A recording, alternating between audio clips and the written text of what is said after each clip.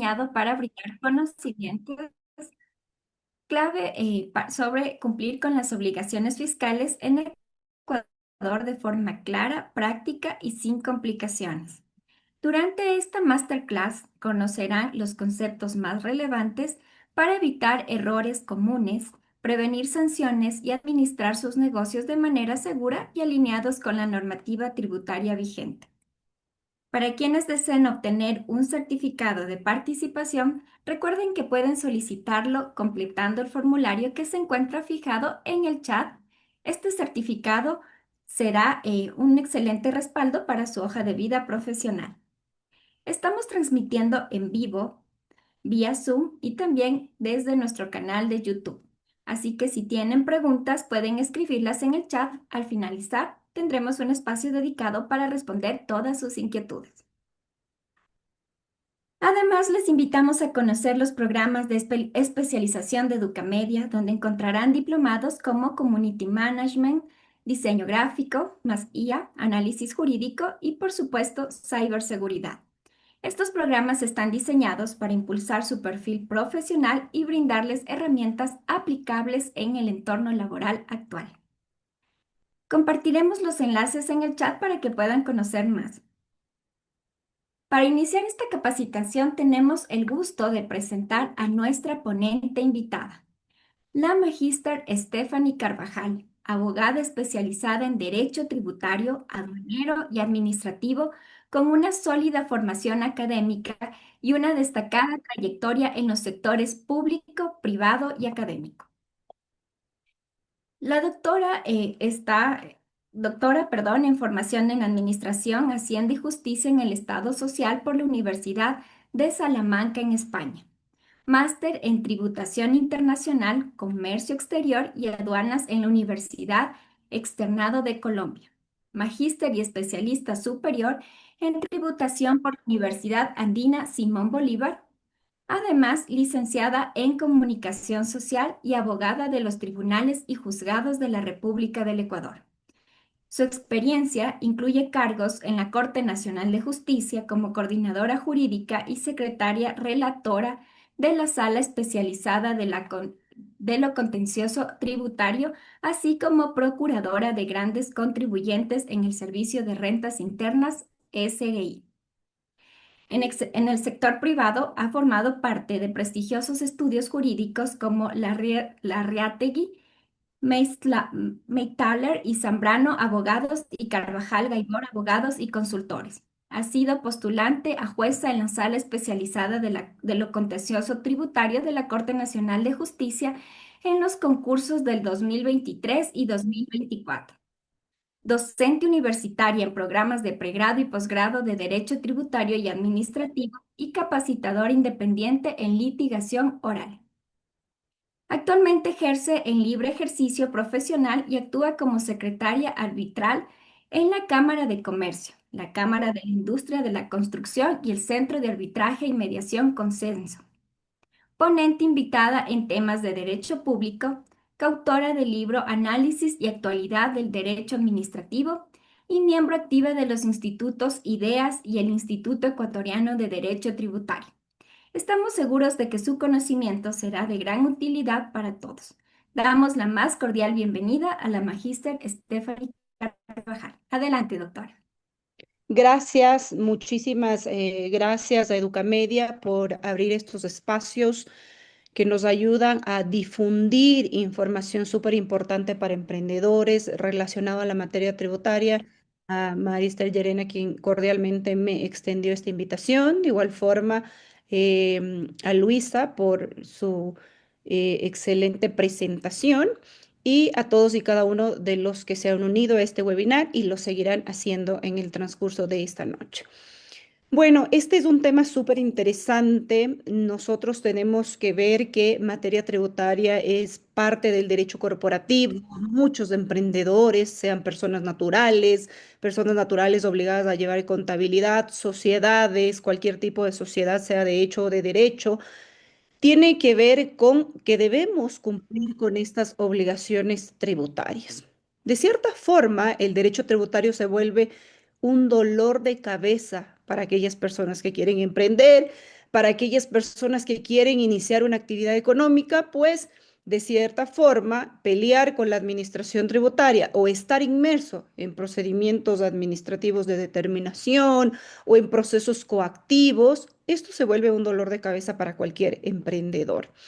Muchas veces, debo decir yo, que conforme a la experiencia y asesoría que he tenido tanto en el campo privado como también como parte de la administración tributaria, que hay ciertos contribuyentes que han tenido inclusive temas ya de cierres de sus actividades económicas por no tener una asesoría adecuada en este campo. Cuando hablamos nosotros de materia tributaria, y yo me ponía a ver qué temas podrían ser interesantes, debido a que una noche pues es imposible topar todos los temas que están inmersos en esta rama tan interesante del derecho, yo veía desde el punto de vista de una persona que quiere emprender, de que quiere iniciar pues aperturando un negocio.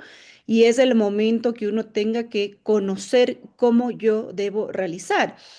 Y con esto les digo que efectivamente en cualquier momento ustedes podrán levantar la mano para poder hacer cualquier duda que tengan. Espero solventar las inquietudes que también tengan las personas que se han dado cita en esta noche. Pero ahora, cuando nosotros vemos, y yo trato de llevar esto a la práctica, porque el derecho tributario no solo es el dolor de cabeza de los emprendedores, de todas las personas que quieren y tienen una actividad económica, inclusive es el dolor de cabeza de los estudiantes de derecho, que muchas veces dicen lo complicado que resulta entender el derecho tributario. Pero desde el punto de vista, cuando nosotros hablamos del emprendedor, iniciamos con que debemos aperturar el RUC. Es el primer requisito para yo poder facturar, para poder tener la posibilidad de igual forma de empezar a cumplir mis obligaciones tributarias. Es importante porque ustedes ven que hay cambios trascendentales que cada vez sacan resoluciones la administración tributaria y que van poniendo en relieve como una explicación de cómo aplicar la norma tributaria ya en el caso muy particular. Y nosotros vemos que la parte tributaria, más allá de que el Estado requiere por parte de los contribuyentes de recibir los aportes de estos, porque el derecho tributario específicamente nace para poder el Estado sostener los fines para los que requiere. Y esto pues es importante que los contribuyentes de forma voluntaria empiecen a cumplir sus obligaciones tributarias. Con esto les digo que una de las falencias que tenemos en Ecuador es precisamente la falta de cultura tributaria. La gente se queja pues de pagar muchos impuestos porque existen actos de corrupción o porque no ve reflejado que el pago de sus impuestos haga que el Estado pueda cumplir sus fines. Pero ustedes saben, en el tema de, por ejemplo, cuando yo quiero aperturar el tema del RUC, que es importante, es un tema de un simple detalle que nosotros podríamos que empieza desde la figura de cómo hacerlo. Y ahí entra una parte importante de planificación fiscal que yo debo mencionar. Uno es analizar el tipo de actividad económica, la proyección de ventas que yo podría tener y ver si yo me voy para constituir una compañía o yo me voy a hacerlo como una persona natural. Y esto les digo, ¿por qué? Porque efectivamente las obligaciones que nosotros tenemos como personas naturales difieren de las que tenemos como persona jurídica, como una sociedad. Por ejemplo, no todas las personas naturales están obligadas a llevar contabilidad. Un emprendedor podría hacerlo como persona natural, siempre y cuando, en efecto, se maneje muy bien el tema de planificación fiscal. ¿Por qué? Porque nosotros en el Ecuador, cuando estamos emprendiendo y lo hacemos como persona natural, este sentido, tenemos una tabla progresiva del impuesto a la renta que va hasta el 37%, a diferencia de una sociedad que llega a pagar hasta el 25%.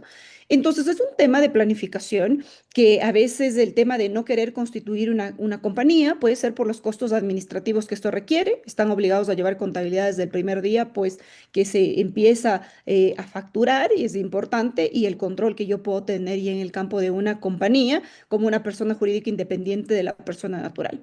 Pero en ese momento que yo ya empiezo a pensar, ¿lo hago como persona natural o formo una compañía con el respaldo de un contador de confianza? Y les digo que esta es otra parte de un dolor de cabeza para los emprendedores. No tener un contador de confianza es un riesgo para cualquier emprendedor, sea persona natural o sea una persona jurídica, porque efectivamente a veces están mal hechas las declaraciones y eso se vuelve un dolor de cabeza. Les digo esto también porque retrocediendo un poco al primer requisito que uno necesita para iniciar con una actividad económica es sacar el RUC.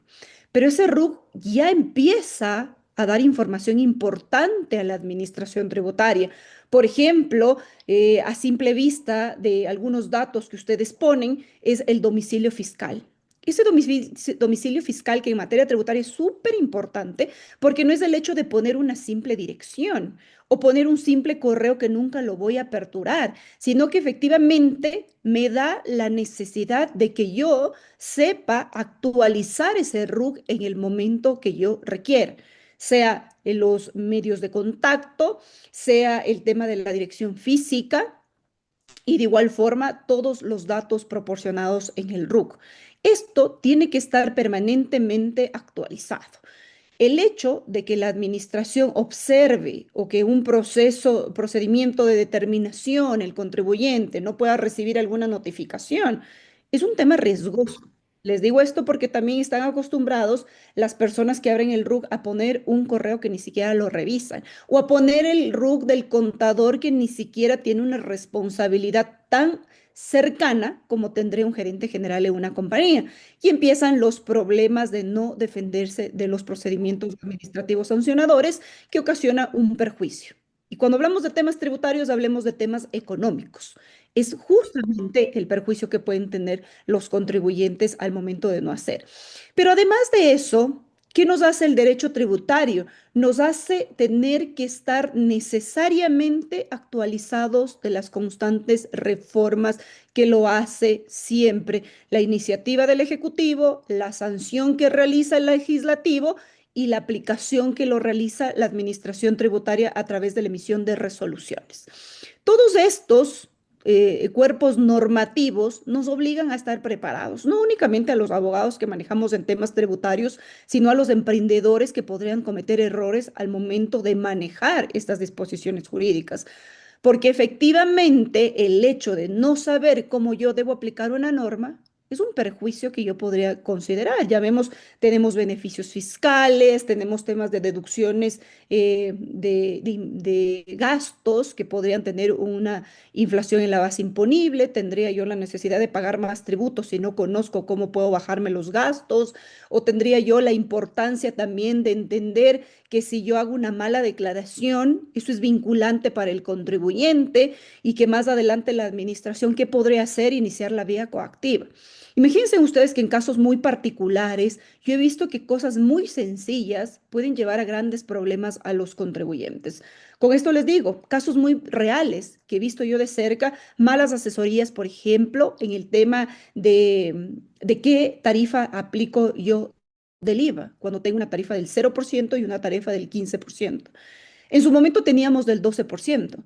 ¿Y qué pasa? A veces las personas que le dicen, mira, factura con tarifa 0%, y casos reales de clientes que yo he visto cómo terminan muy mal en materia tributaria, porque efectivamente solo se equivocaron en ver qué tarifa yo tenía que ponerle. En vez de poner tarifa 0%, o en vez de poner tarifa 12%, puse tarifa 0% y a la final viene el SRI y dice, en este tipo de operación económica, usted tenía que retener o efectivamente grabar este 12%. Ahora, actualmente son 15%, más alto aún el perjuicio que podría ser para el Estado. Y ahí nosotros tenemos que ver que existen clientes que únicamente por errores pequeños como este, de no aplicar en cada una de sus facturas la tarifa correctamente del tributo, del impuesto que yo voy a cobrar, en este caso el IVA lo cobramos al consumidor final, sin embargo, en el momento que el SRI viene a determinar, va a ir en contra del contribuyente, la persona que tenía que percibir ese impuesto y tenía que pasar a la administración tributaria. Y empiezan los errores que son muy pequeños y terminan en cosas muy grandes. Contribuyentes que no se defienden a tiempo, que se dejan ir por la vía coactiva y que inclusive luego llaman a los abogados tributarios cuando dicen, miren, resulta que yo ya no puedo mover las cuentas, el dinero de mi cuenta. Y uno dice, en efecto, está en un proceso coactivo. Lo que pasa es que no se defendió tampoco del procedimiento administrativo de determinación. ¿Y qué es lo que sucede ahí? Llegamos a una vía coactiva que es casi, casi que irreversible respecto de la vía que la administración ya hace para cobrar pues lo que deben al Estado.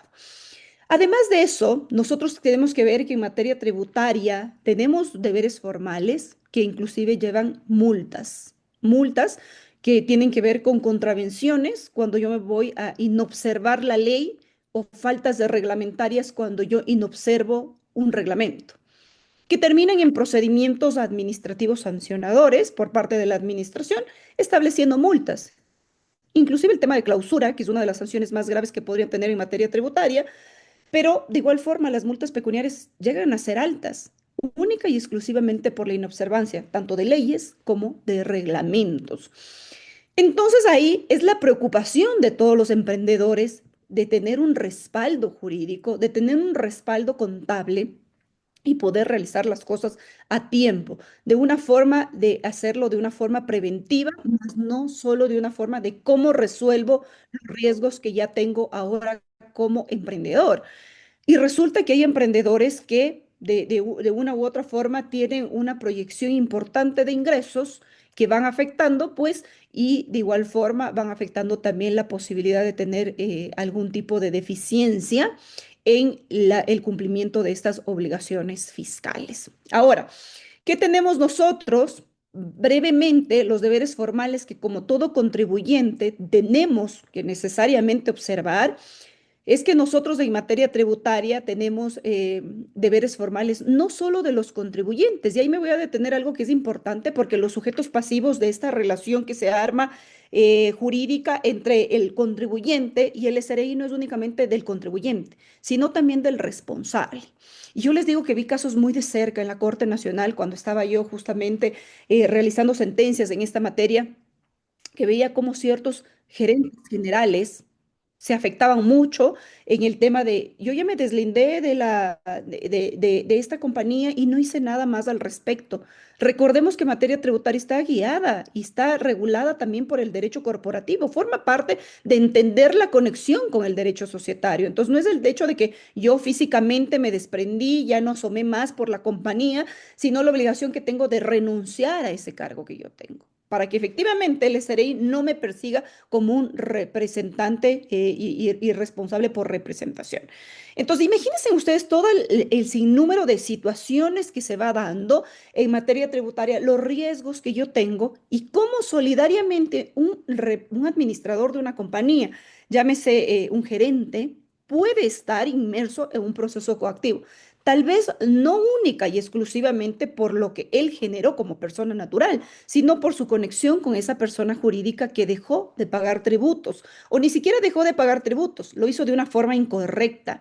Y esto hace que los riesgos para la compañía sean grandes, pero también para ese representante legal que es esa persona natural que representó en ese determinado periodo a la compañía y tiene que responder inclusive con su propio patrimonio para pagar impuestos, porque es solidariamente responsable. O hablemos de la persona que a simple vista compró una compañía o cualquier situación y no se dio cuenta, pues que la compañía tenía algún tipo de obligaciones con la administración. Puede llegar inclusive a adquirir esas responsabilidades tributarias cuando no puede estar asesorado específicamente con que la compañía esté al día, por ejemplo.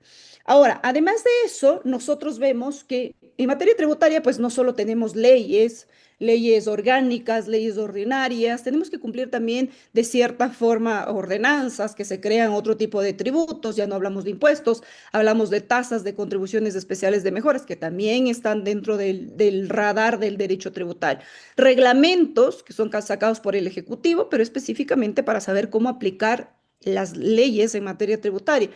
O de igual forma, resoluciones y circulares de la máxima autoridad de la Administración Tributaria que nos va diciendo cómo nosotros debemos aplicar alguna disposición ya legal en el tema muy preciso. Ahora, de igual forma, nosotros tenemos que ver que estamos obligados desde el primer momento que queremos ejercer una actividad económica a inscribirnos en el RUC. Este RUC es una identificación fiscal para el contribuyente, que en personas naturales es el número de cédula más el 001, en personas jurídicas ya vamos más allá de una asignación de un número dado por la administración tributaria y que desde ese momento yo tengo que proporcionar los datos necesarios de mi actividad económica. Y ahí vamos a ver otro riesgo. Depende mucho las obligaciones tributarias de la actividad económica y depende mucho también de conocer el giro del negocio. No es lo mismo el emprendedor que quiere distribuir cierto producto que el emprendedor que quiere prestar un cierto servicio o el emprendedor que quiere importar ciertos bienes, porque dependiendo de las actividades económicas se van generando obligaciones tributarias para este contribuyente. Entonces, lo primero que tenemos que hacer en materia tributaria es entender bien cómo es el negocio y que el contador entienda muy bien cuando nos soporta a través de llevar contabilidad cómo es el negocio, porque no es lo mismo, como les digo, una actividad económica de venta de bienes que una de prestación de servicios. Y ahí pues yo puedo entender que cuando uno sabe cómo es el giro del negocio, le puedo yo decir y guiar de la mejor forma a cómo debe realizar las respectivas obligaciones fiscales. Además de eso, reitero la importancia de que siempre el registro único de contribuyentes esté actualizado, porque efectivamente es información fiscal que la administración muy bien lo maneja. Ahora recordemos inclusive que el tema de poner un correo al que yo revise constantemente tiene que ver con la importancia de entender que el SRI ya tiene una forma de notificación electrónica a través del buzón del contribuyente y que este buzón del contribuyente le da la posibilidad a la administración que cuando uno firma el acuerdo de uso de medios electrónicos pueda notificar electrónicamente. Y ahí viene un problema grave, ¿no? Porque efectivamente hay gente que ni revisa el buzón del contribuyente y resulta que ya está en una acción coactiva con la administración tributaria cuando ni siquiera se ha defendido un tipo de procedimiento administrativo de determinación, que lo voy a hablar más adelante. Ahora, además de esto, nosotros tenemos que ver que nosotros tenemos que, si se trata de una persona natural que cumpla con los montos establecidos en el reglamento de la Ley de Régimen Tributario Interno, esté obligada a llevar contabilidad, lo debe hacer, o más allá de algunos emprendedores que inician ya desde una compañía para darle pues un soporte también a la separación entre persona natural y persona jurídica, pero están obligadas a llevar contabilidad y una contabilidad que es relacionada con la actividad económica y que ahí partimos de no ser lo mismo, llevar pues una contabilidad de servicio,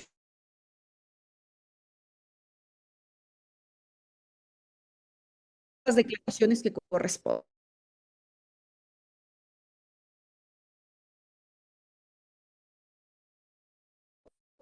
Aquí vemos un tema, ¿qué obligaciones debo yo cumplir? Y les debo decir que cuando uno apertura el RUC, cuando uno actualiza el RUC y revisa el certificado del RUC, puede darse cuenta de qué obligaciones debo cumplir.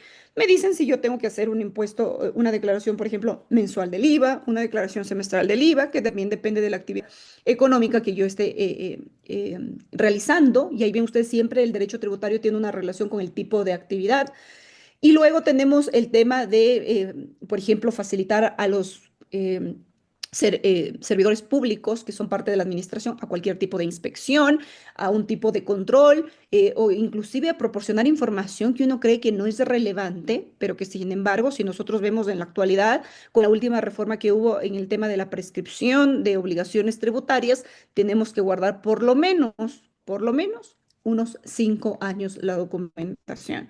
Ahora ya es mucho más fácil con el tema electrónico. Antes teníamos el problema de que se borraba la información, de que tantos años de tanta manipulación hacía que sea ilegible la información tributaria. Ahora ya no, porque tenemos los mecanismos que la administración también ha ido proporcionando en uso de, pues, del principio de simplicidad administrativa y lo ha hecho a través de los temas de tener una facturación electrónica, de que la administración ya cuenta con una información ahora de manera inmediata de la facturación. Antes se esperaba que puedan ser 4 días, que llegue el comprobante de venta, pues ahora desde el 1 de agosto se entiende que tiene que serlo inmediatamente.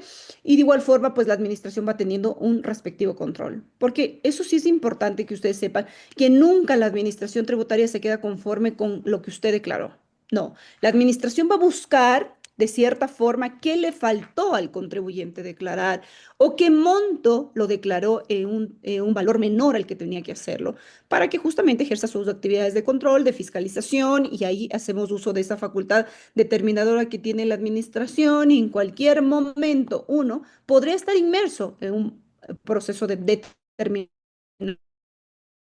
de la administración.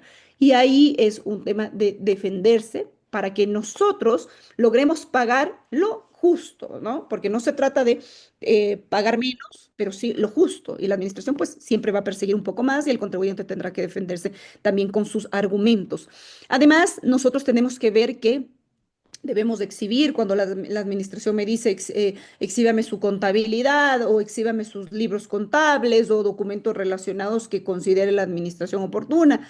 Además que, por ejemplo, ustedes pueden recibir por parte de la administración tributaria requerimientos de información, no únicamente del contribuyente, sino de un tercero, para crear toda esta figura del hecho generador y poder cobrar obligaciones tributarias.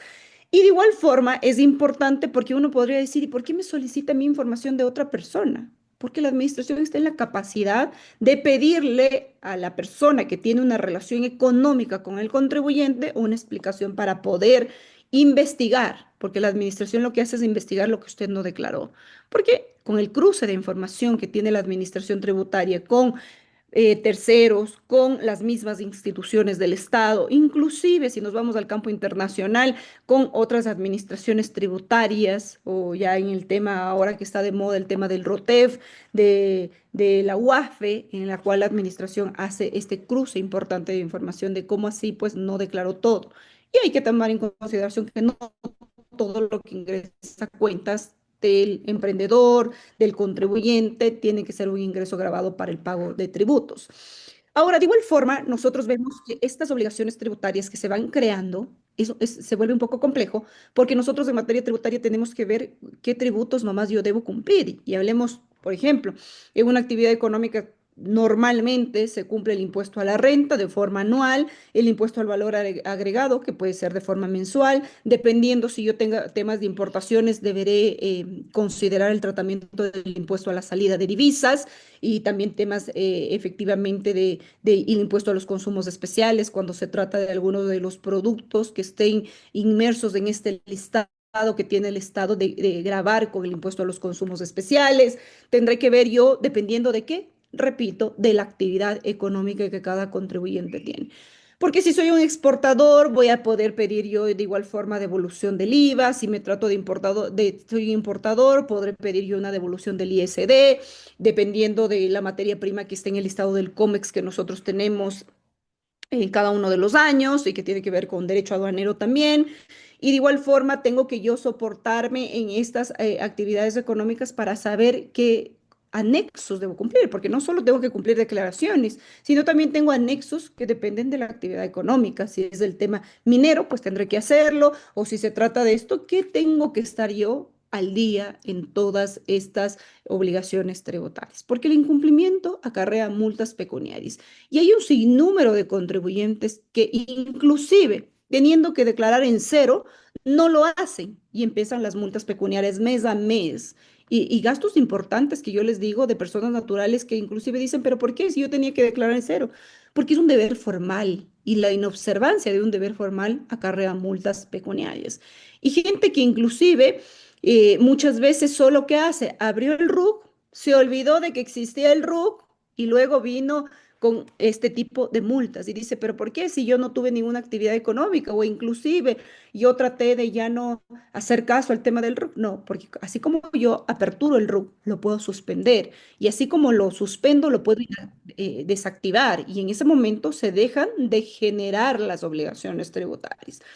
Entonces, ¿qué les digo con todo esto? Primero, depende mucho de la actividad económica, inclusive para yo saber si estoy en un régimen general, si estoy en un RIMPE popular, un RIMPE emprendedores, depende mucho también saber qué actividad económica, porque algunas están excluidas del RIMPE, pero más allá de eso, el contribuyente no es el que decide si está en un régimen general o si está en un RIMPE, emprendedores, negocio popular, porque quien lo pone en el catastro que corresponda es la administración tributaria.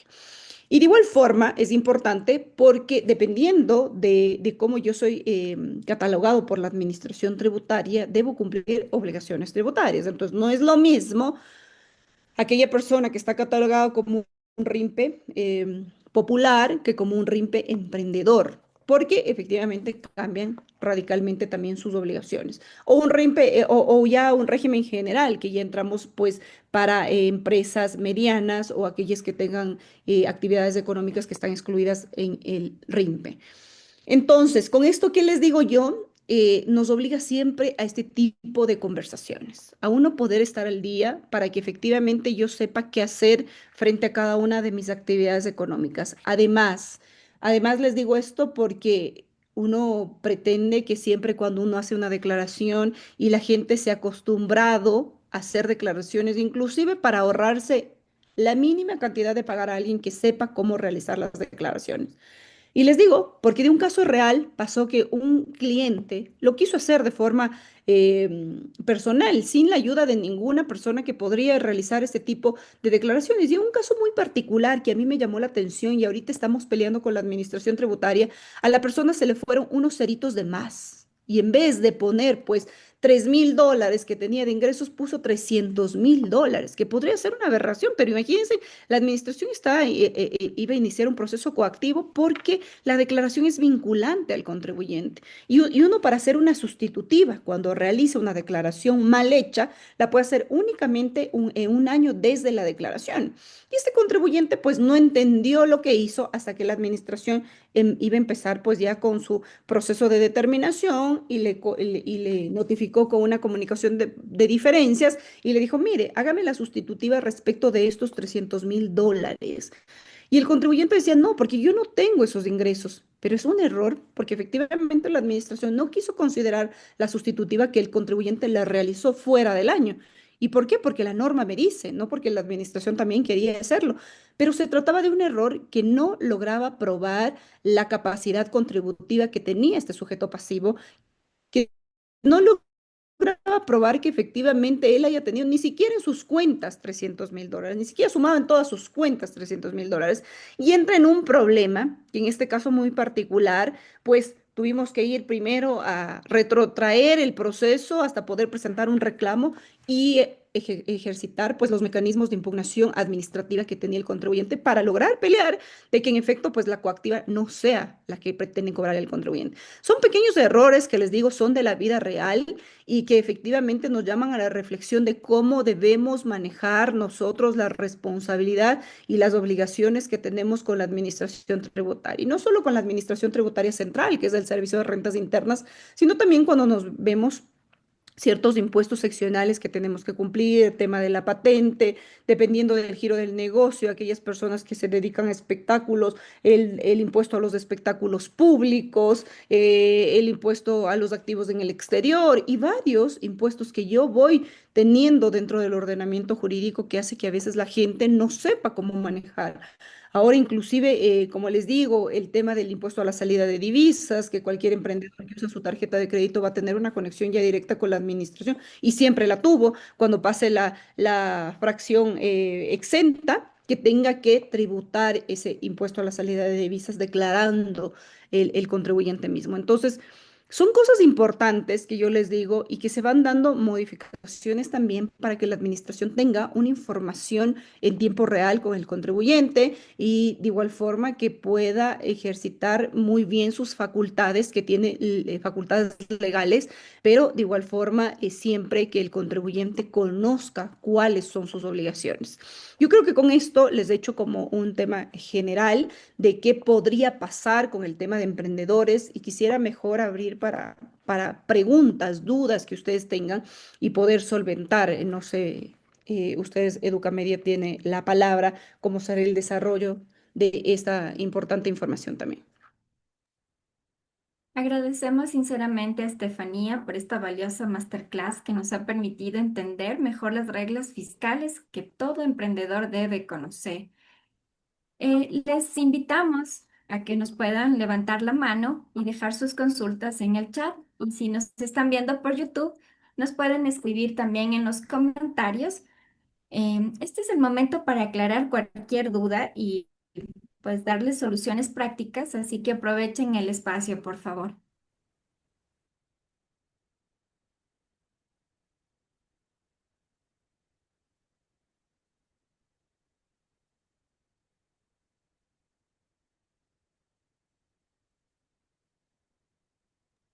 Tenemos una pregunta realizada en YouTube, Estefanía.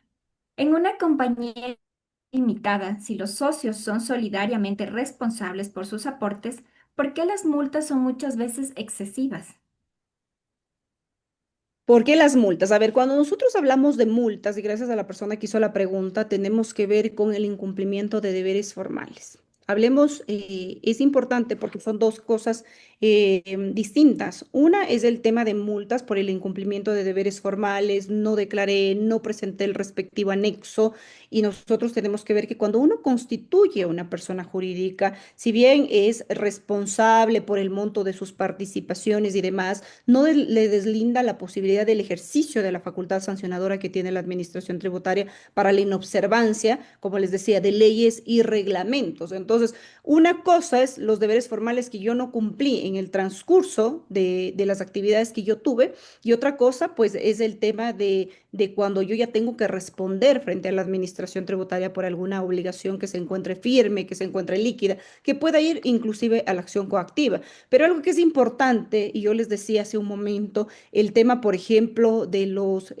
socios, no necesariamente son los primeros en los cuales van a cumplir con una acción coactiva, por ejemplo, de la administración tributaria, sino que la persona que va a tener que enfrentar algún tipo de representación y un pago solidario de las obligaciones que uno tenga, y es importante porque no solo de los impuestos que yo generé, sino incluso de multas por el incumplimiento de estos deberes, va a ser el representante legal, que es quien tiene que observar que la compañía se encuentra al día en todas y cada una de estas obligaciones. Le damos la palabra a Giovanni Mata, quien levantó la mano. Por favor, Giovanni. Muchas gracias, buenas noches con todos. Tengo la gentileza, en verdad, yo tengo el RUC como persona natural. Tengo algunos, como decir, algunos servicios dentro del RUC. Al momento soy del RIMPE como catalogado como RIMPE Negocio Popular. Pero yo la duda que tengo es que hace algunos años, hace 2 años, yo arrendaba una vivienda que justamente tengo a mi nombre. Y por esto yo no generaba ningún impuesto, no declaraba prácticamente estas situaciones. Entonces, ahora justamente estoy en un proceso de venta de esta vivienda. No sé, ¿tiene alguna dificultad de eso? ¿Va a tener repercusiones con lo que ha pasado actualmente? A ver, nosotros tenemos que tener en cuenta que justamente esa actividad de arrendamiento de bienes muebles e inmuebles es una de las actividades que no están sujetas al RIMPE y no están sujetas obviamente por esos ingresos que provengan de esto. Entonces, específicamente, nosotros tenemos que considerar ahí, se va a generar y puede ser inclusive que producto de esto se vuelva al régimen general, ¿sí? Porque yo ya estoy excluyendo una de esas actividades económicas que me impide tener el RIMPE. Entonces, en ese momento, si por ejemplo usted tiene un negocio popular, entendemos nosotros que los ingresos tienen que no pasar pues a un negocio pequeño, a un negocio con bajos ingresos, lo puede hacer como persona natural sin problema, pero específicamente ese tipo de exclusión de esa actividad económica podría volverle a este tipo de un régimen general. Y yo les digo que un régimen general a veces es un poco más sostenible, porque ustedes recuerden que en el régimen general también se paga a una persona natural de forma progresiva, de acuerdo a cómo son mis ingresos. Entonces, hay veces que uno se podría preocupar, ¿por qué? Porque dice, a lo mejor, recuerden ustedes que es importante, ¿no? Porque hay que considerar dos cosas. Cuando yo tengo un arrendamiento de bienes, por ejemplo, inmuebles, yo tengo dos tipos. Por ejemplo, si se trata para vivienda, no voy a grabar IVA, ¿sí? Pero si se trata del tema de ingresos, eso va a ir a renta y va a subir el tema de que se una en mi propio RUC, se una con el tipo de actividades que yo tengo también. Y a la final voy a sumar todos los ingresos que tengo anualmente, porque el impuesto a la renta es un impuesto anual que se genera el ejercicio fiscal desde el 1 de enero al 31 de diciembre, y yo tenga que tributar. Entonces, específicamente, ahí sí tendría que afectar el tema de gastos en el cual se pueda dar gastos deducibles, gastos personales, lo cual no tendría que ver necesariamente en algún tipo de otra situación. Entonces, en este caso muy particular, por la actividad económica, es un tema de exclusión del RIMPE. Y cuando usted ya venda, lo que va a pasar es que en algún momento, si se depende el tipo de actividad económica, porque lo que pasa es que el RIMPE es lo mismo, en otras palabras, que el RIS. Es un tema solo de incorporarle al régimen general, pero no es un tema de dejarle todo el tiempo en ese tipo de régimen, ¿no? Se trata de que los contribuyentes vayan luego al régimen general para poder hacerlo de una forma más directa la afectación a los ingresos reales que puedan tener el contribuyente. Y disculpe, esa clasificación o eso lo hace solamente automáticamente el SRI, ¿verdad? Automático. Sí, Uno no puede solicitar eso, ¿no es cierto? no, la incorporación de un régimen es el análisis del catastro que va automáticamente actualizando la administración. Uno puede decir, en este mes yo no sé por qué estaba en RIMPE y mañana estoy en régimen general, porque es automático por la exclusión de actividades económicas que puede tener el contribuyente. Ya, muchas gracias. ¿Ya? Les Preguntas. invi- sí, les invitamos a levantar la mano si se encuentran dentro de Zoom y si nos ven por YouTube, igual pueden seguir escribiendo sus comentarios o preguntas para que Estefanía nos pueda ayudar solventando las mismas. Tengo una pregunta, Estefanía. En la categorización de los tipos de RUC, ¿cuál es el que genera menos problema? A ver, nosotros tenemos que ver que no hay tipos de RUC, ¿no? Mejor dicho, hay categorización de contribuyentes, ¿ya? Y cuando nosotros hablamos del RUC, la categorización se da por régimen general, RIMPE emprendedores, RIMPE negocios populares. No es únicamente cuál genera menos problemas, sino el tipo de obligaciones que se van generando de cada una de estos, ¿no?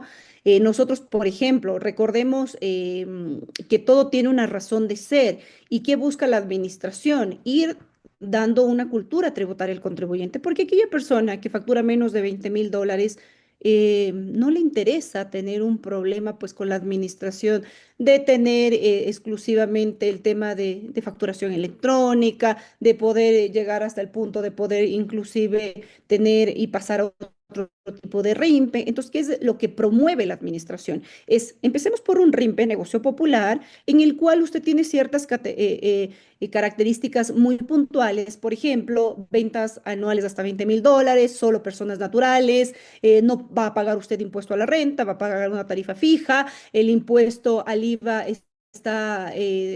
no tiene, por ejemplo, usted que facturar, es mucho más sencillo porque solo emite una nota de venta, pero a la final la nota de venta no soporta una deducción de gastos, únicamente la factura, usted no desglosa el tema del IVA, es un tema más de cierta forma más sencillo para el contribuyente, porque uno cuando emite una factura, llamémoslo, está, y ahora pues, ¿qué le pongo? ¿Cómo le desgloso el IVA?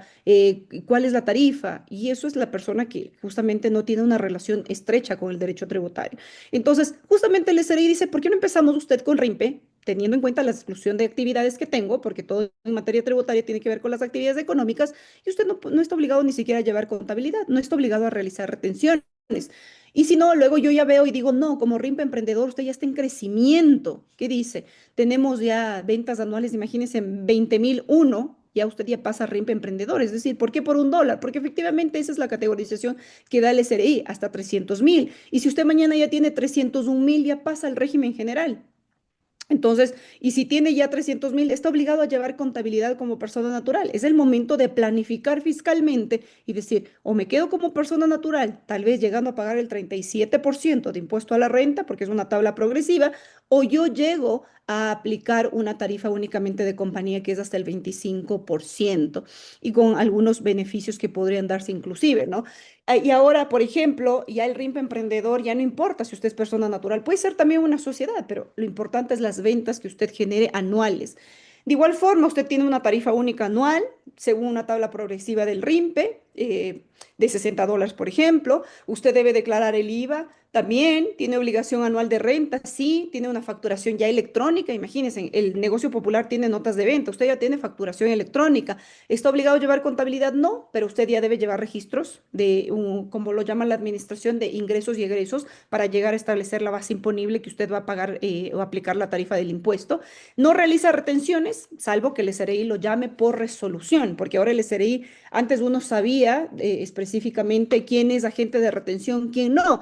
Ahora la administración ha dicho, yo lo puedo inclusive sacar y ahí la resolución en el cual la administración excluye a los llamados agentes de retención o incluye a los llamados agentes de retención. Entonces, claro, el dolor más grande puede ser para la categorización de un régimen general que no lo escoge el contribuyente, pero que de igual forma me obliga a tener un poco más de prevención, porque si ustedes me dicen en la práctica, yo que formé parte de la administración tributaria, entre perseguirle a alguien que tenga o sea catalogado como un RIMPE negocio popular, que puede tener un ingreso hasta $20,000, y perseguirle a un RIMPE emprendedor, que puede tener un ingreso anual de hasta $300,000, y desgastarme yo y perseguirle ya a un régimen general que puede tener ventas de $301,000 en adelante, indefinidamente, la administración sabe a qué grupo perseguir, porque efectivamente no voy a agotar todo el aparataje del Estado para irme a un tema muy pequeño. Pero ¿qué pasa? La administración hace esa categoría por eso. Y si vamos más allá, la categorización de la administración es mucho más interesante, porque hay categorías que va desde, usted es persona natural obligada a llevar contabilidad, usted es un contribuyente especial para la administración, le pongo mucho más ojo.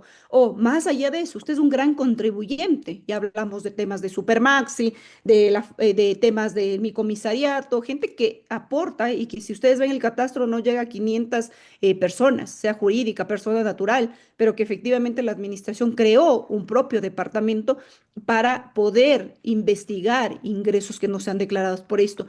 Porque efectivamente la administración sabe cómo poner el riesgo. Hay departamentos de riesgo que saben, dependiendo inclusive de la actividad económica. Entonces, saben cómo, imagínense ustedes, que cuando yo estaba en la administración tributaria, una de las actividades económicas que era más difícil realizar procesos de determinación eran las mineras, porque solo hay dos mineras o tres máximo en el país. Y entonces la administración se reunía con los propios contribuyentes y les decía, explíqueme su giro del negocio, porque la única forma de que la administración sepa por dónde irse es que conozca cómo opera el negocio.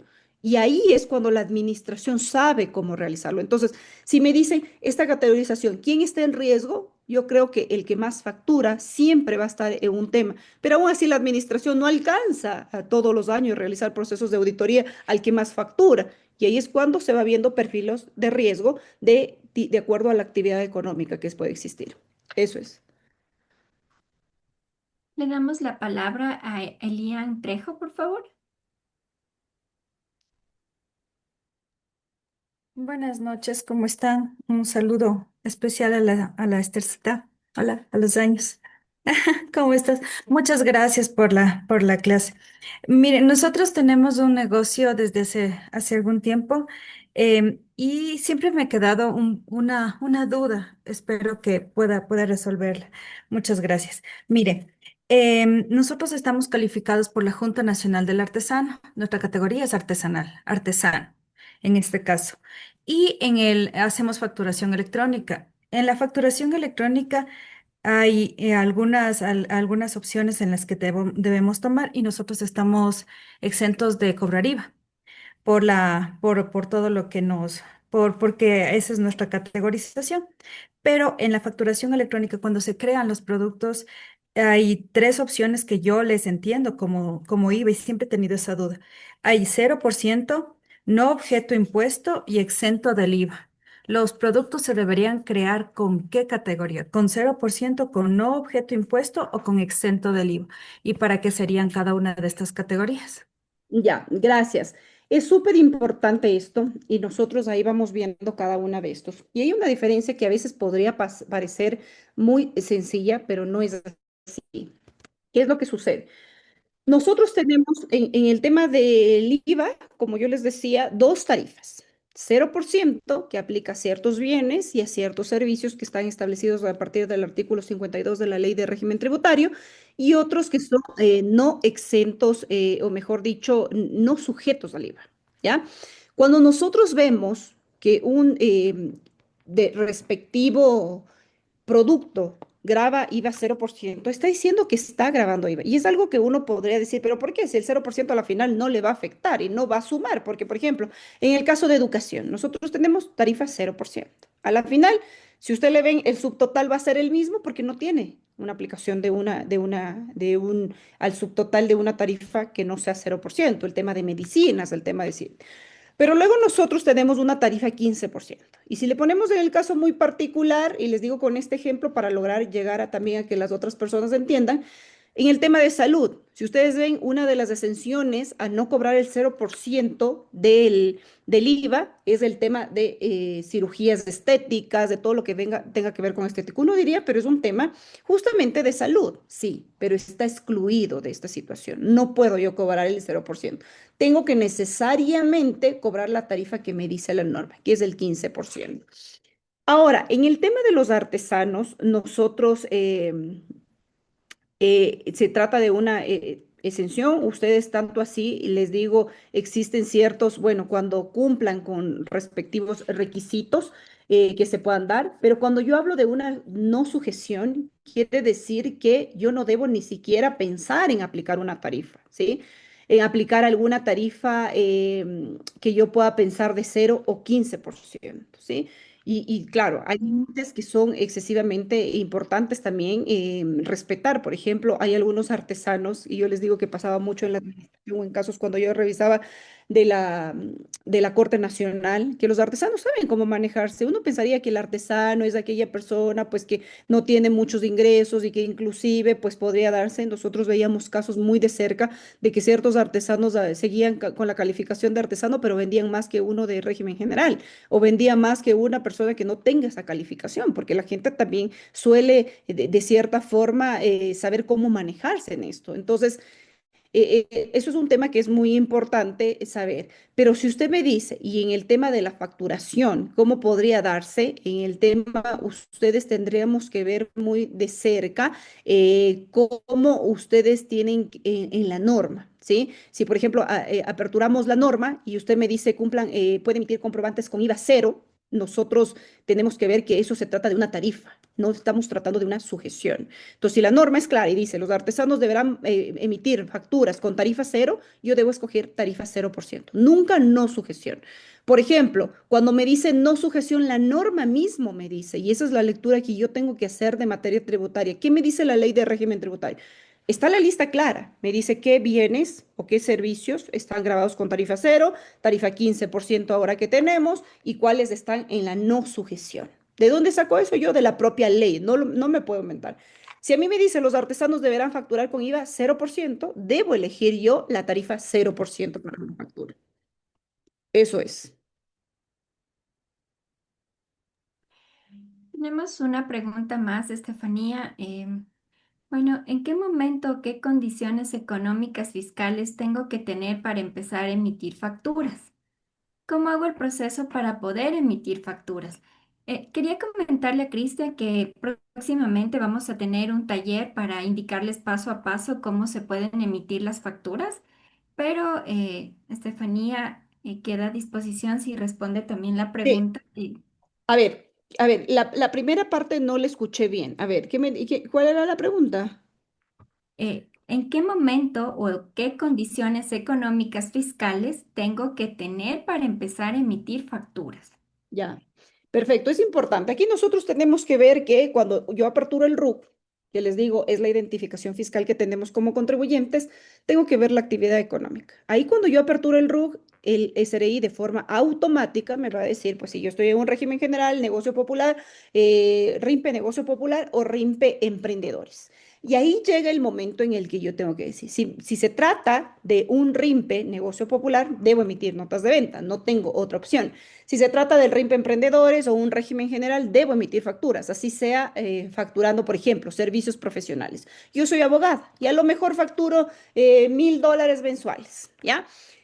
Yo no importa, debo emitir facturas desde ese momento. no tengo ningún tipo de decir mi pasado, este monto. Antes era muy importante porque a uno le podían preguntar, ¿no? Y supuestamente a partir de $4 usted tiene ya la necesidad de emitir facturas y debo yo emitir facturas. Y es mejor hacerlo siempre facturas, porque recordemos, inclusive con la resolución 14 del SRI que se emitió pues en julio de este año, fue la necesidad de que uno inclusive cuando saca a consumidor final no puede anular esos comprobantes de venta no lo puede hacer ni siquiera a través de notas de crédito, lo que sí me pide, me permite la factura, que yo lo puedo hacer hasta el día 7 con la reforma de la resolución 17 que fue emitida recién y que efectivamente me dice usted hasta el 7 podría inclusive anular facturas y dentro de los 12 meses con notas de crédito.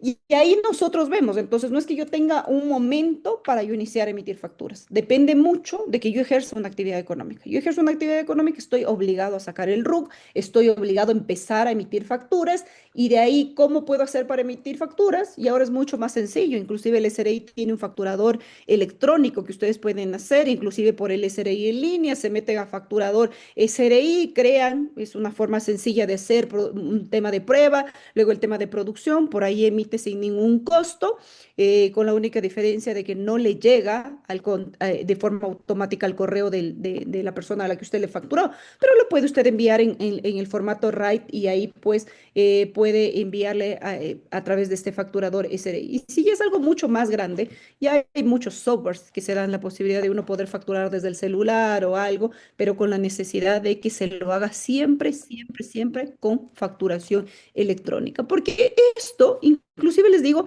es algo súper sencillo para los contribuyentes. ¿Por qué les digo esto? Porque la administración, cuando usted se mete de hacer las declaraciones y uno quiere hacer la declaración solo y dice, me quiero ahorrar esos, porque desde $5 encuentran rara y extrañamente hacer declaraciones, yo les digo con mucho riesgo a veces, pero desde ahí yo ya empiezo a ver esto. ¿Y qué hago? Cuando yo ya me meto a la facturación electrónica, ya me sale qué ingresos he tenido yo, porque se conecta con la facturación electrónica y es mucho más sencillo. Entonces, ahora, y si ustedes van a dar un curso, se puede dar los pasos, pero es una forma muy rápida de hacerlo de facturación electrónica. Por ejemplo, el facturador del SRI, lo único que tiene que tener es un establecimiento, crear un producto, facturar, poner la tarifa del IVA que corresponda, sabiendo que es diferente una tarifa 0, 15 o no sujeto a IVA, y pues poner la forma de pago y efectivamente pues se envía la factura cuando se tiene primero firma electrónica, ¿no? Porque la firma electrónica la tengo que sacar necesariamente para hacer facturación electrónica. Y con esa forma, pues se puede facturar sin mucho gasto a través del facturador del SRI, que inclusive ha dado la posibilidad de hacerlo. Eso les podría decir. Doctora Estefanía, tenemos una pregunta más. Washington, por favor, Costales, le damos la palabra, por favor.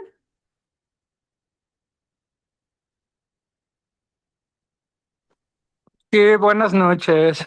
Soy el abogado Washington Costales. La doctora Estefanía Carvajal era mi patrocinadora en una causa. Quería enviarle un cordial saludo y a la vez preguntarle sobre un asunto tributario. Resulta que hay un primo mío que tiene un terreno que no está catastrado, nunca ha estado catastrado y el SRI le multa con $5,000. Así que quería ver cuál era la posibilidad para poder dar de baja esas multas en el SRI. Porque vamos a tener en cuenta que el predio nunca ha estado catastrado y el municipio, para que el administrado muestre dónde está su predio, le impone una multa máxima. Es decir, a él le imponen $90,000 de impuestos. El el SRI absorbe esa información de de la municipalidad y aparte de eso, le multa con $5,000 por ser por constar como cliente o como catastrado de mucha posición.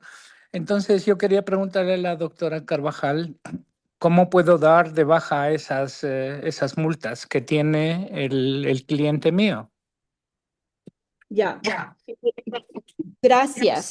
Gracias primero saludándole al abogado Costales. Qué bueno verle en este tipo de iniciativas para materia tributaria. Ahí tenemos que nosotros responder de dos vías. Primero, hablemos del tema de la competencia que tienen los municipios. Y ahí hablamos de impuestos importantes como son el impuesto predial urbano, el impuesto predial rural, el impuesto que efectivamente da la posibilidad de que cuando un terreno sea un solar vacío, así lo llama el COTAD, el Código Orgánico de Organización Territorial, Autonomía y Descentralización, inclusive paga más tributos de lo que pagaría una construcción. Es por eso que la gente hace hasta un cerramiento para decir, mire, voy a empezar a construir y que no se le considere como un solar vacío.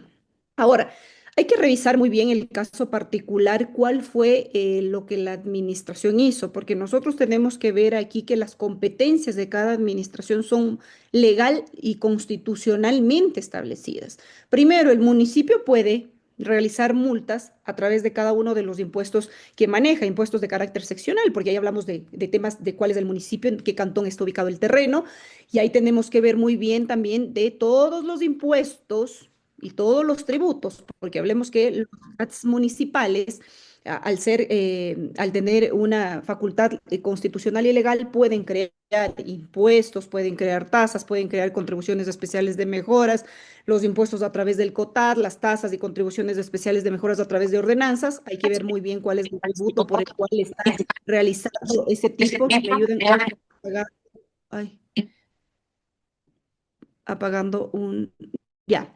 Entonces, en el tema del municipio es importante este tema. Ahora, cuando nosotros hablamos del SRI, es otro tema. Y nosotros tenemos que ver cuál es la competencia del SRI. Tengo impuestos que son administrados, porque recordemos que por eso el SRI es una administración, porque únicamente se encarga, como su palabra mismo lo dice, de recaudar y de pasar pues al erario fiscal o el ingreso al presupuesto general del Estado. Ahora, tenemos que ver que el SRI tiene otras competencias. Por ejemplo, hablemos de un impuesto a la renta.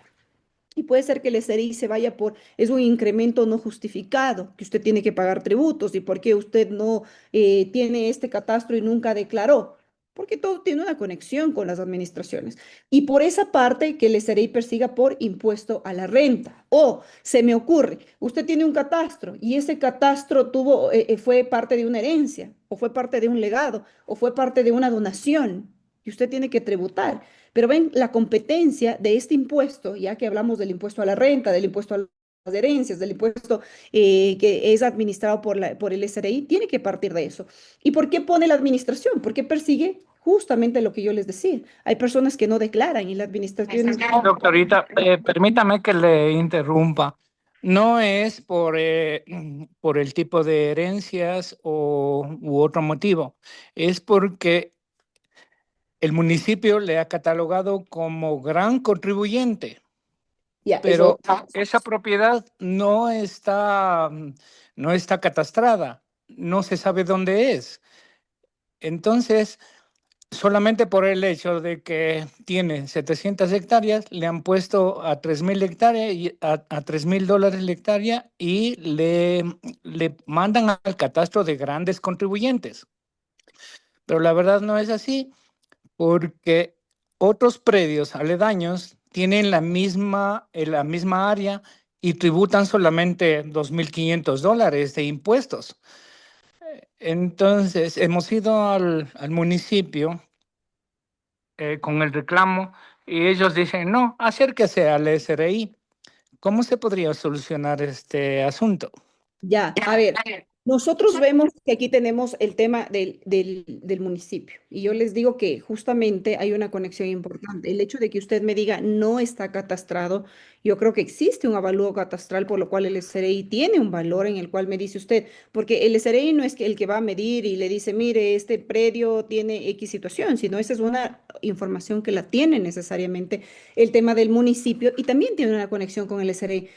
Hay que ver el caso muy particular de por qué le pusieron ese saludo de 3.000 metros, porque usted puede decir un aledaño, pero no es lo mismo el aledaño que está al frente de la calle principal, que va a tener una plusvalía mucho más alta, inclusive, que es otro tipo de impuesto, que aquel que se encuentra pues no en la vía principal. Entonces depende mucho de la posición del bien inmueble también. Ahora, si le catalogó como gran contribuyente, quiere decir que el ingreso es importante para él y ahora pues tendrá que entrar usted en un proceso de tal vez la administración de determinación y lo está haciendo para que pueda pagar este tipo de impuestos, porque gran contribuyente tiene otra categorización importante y al ser gran contribuyente vamos a ver que las obligaciones que tiene son pues muy, pero muy diferentes a un emprendedor. Entonces, efectivamente hay que analizar el caso muy particular, cuál es el procedimiento que está estableciendo la administración. Tuvieron que ustedes tener la resolución, se puede pelear por esa resolución de por qué me catalogó usted como gran contribuyente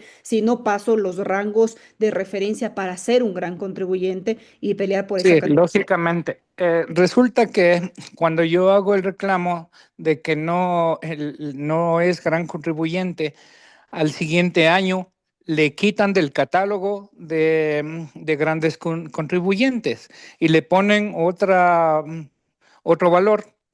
Por ejemplo, en el año 2021 estaba con 92 millones de dólares y resulta que cuando yo voy a hacer el reclamo le bajan a 2.100.000.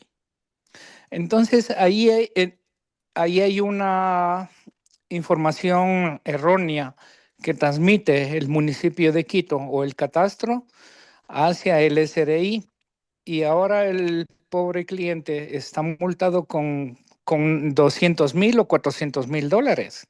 Se Ujú. trata de un primo mío, de Eduardo Carrasco Costales. Lo raro es que le, unos años le ponen como gran contribuyente, como de 92 millones de dólares. Claro, ahí Yo sí a mi depende. reclamo le bajan a 2.100.000 dólares. Y encima, ese predio no vale ni siquiera los 2 millones, no vale ni 1 millón, no vale ni medio millón. Entonces, el SRI está reteniendo las jubilaciones de mi primo, que es algo inconstitucional, y también sigue en coactivas en el municipio por una cantidad exorbitante. Le digo de los predios aledaños, ese predio es monte, es montaña, no hay carreteras, no hay eh, unas vías que se puede decir que se puede pagar por contribución de mejoras, no existen ni caminos. Entonces yo quiero saber cómo poder resolver esta situación y En, le quedo muy agradecido por su consejo. en honor al Gracias. tiempo, doctora, tal vez nos puede ayudar con su número para que hagan las consultas, obviamente, que fueran necesarias y obviamente usted pueda ayudarles con estos temas y estas asesorías. Sí, sí, Eh, sí, yo les puedo poner en el chat el número y poder conversar, sí, porque si no se nos va a perder el resto, pero yo le puedo decir, todo depende, y les digo a todos, para saber cómo asesorar es el estado de, si está en coactiva, es otro tipo de asesoría, si está en un proceso de Ujú. determinación, es otro tipo de asesoría, si se trata de un procedimiento administrativo sancionador en el que le imponen multas, es otro tipo de asesoría, y para eso uno como abogado tiene que saber la parte y la etapa exacta donde está la administración. Si me dice, está en un proceso coactivo, estamos cerrándonos a la posibilidad de poder hacer algo también, ¿no? Eso podría decir. Les he dejado en el chat mi número. Sí, el número de la doctora, por favor, se encuentra en el chat de Zoom. Y en honor al tiempo, lo repito nuevamente, tenemos la última pregunta y nos dice Camila Romero, si se genera ingresos mediante una aplicación móvil, ¿es necesario crear un RUC? Muy amable. A ver, perdón, ¿qué me dijo? Si se genera ingresos A través de una aplicación móvil, ¿es necesario crear un RUC?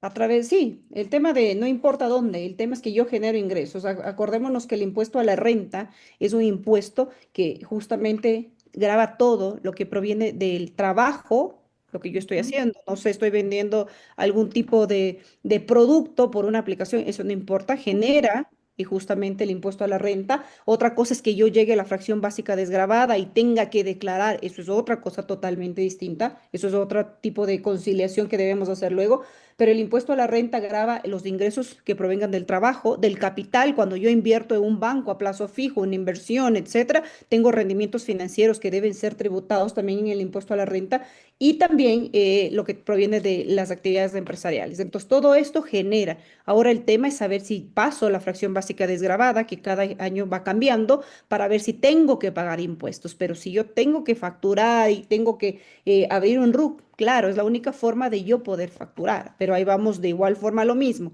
Si no pasa de 20.000 dólares, voy a tener que emitir solo notas de venta porque voy a hacer un negocio popular, o si se trata pues ya de un emprendedores o un régimen general, estamos frente a una facturación electrónica. Ya depende mucho del tipo de régimen que tenga con la administración tributaria, pero no importa yo dónde venda, el tema es que la administración puede perseguir inclusive a aquellas personas que lo hagan a través de una aplicación y como les digo, ahora la administración tributaria hace un cruce de información importante con las instituciones financieras y sabe lo que generó.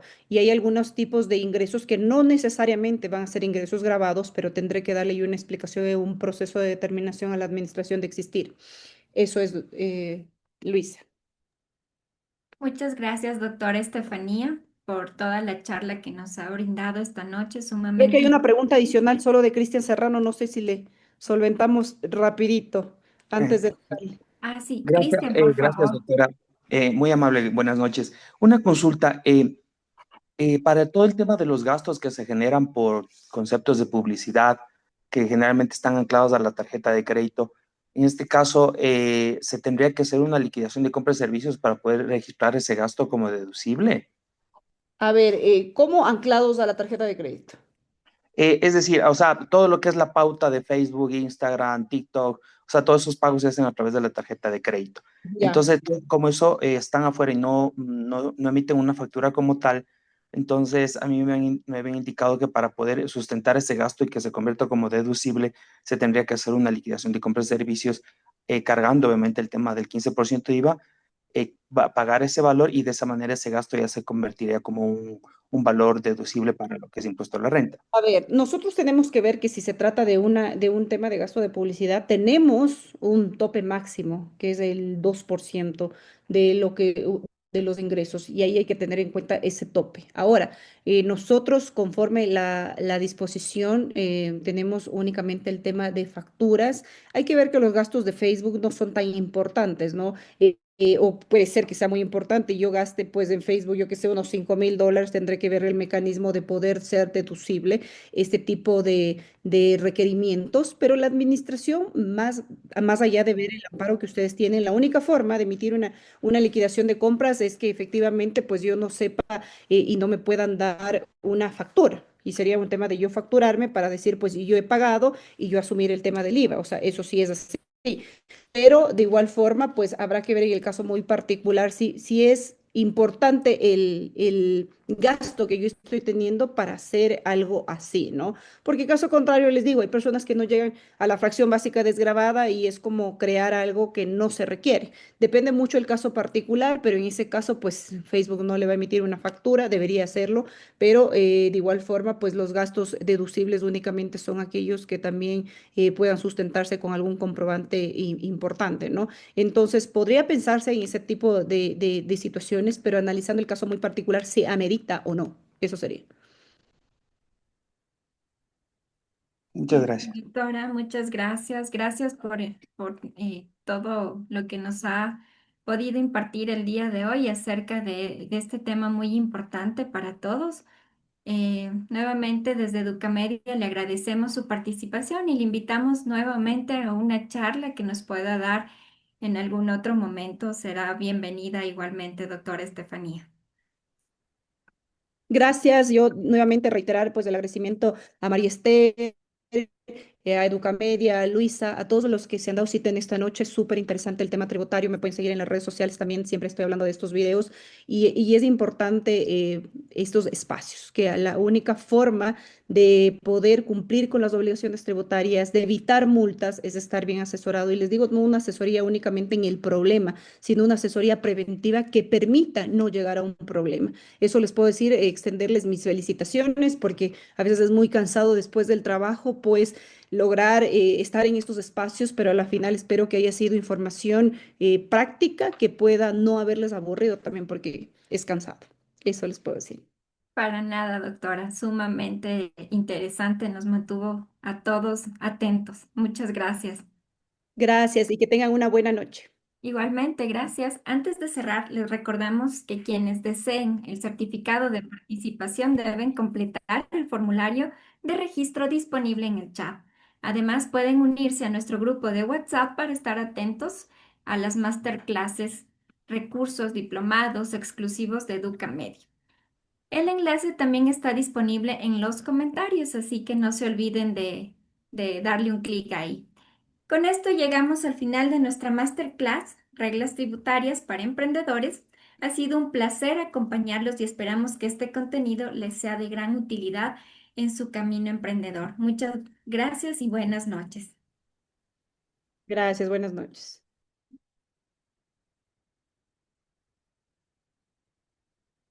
Buenas noches.